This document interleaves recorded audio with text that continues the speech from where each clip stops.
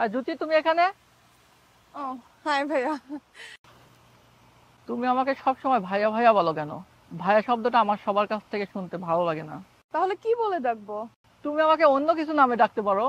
তো আমরা কোথাও ঘুরতে যাইতে পারি, কোথাও বসে আড্ডা দিতে পারি, কোথাও নদীর ধারে, পানি দেখো না কত সুন্দর জায়গা, কোথাও বসে পানিতে পা দুলায়ে। আহ, না ভাইয়া, এখন কোথাও ঘুরতে যেতে পারবো না, আমি ওয়েট করতেছি কারোর জন্য। কার জন্য? আপনাকে কি জন্য বলবো কার জন্য ওয়েট করতেছি? আপনার কি? রেস্টুরেন্টে ভালো মেনু আসছে, চলো তোমাকে ফ্রি খাওয়াবো। এবং তারপরে খাওয়ার পরে আমরা ব্রঞ্জতে ঘুরতে যাব।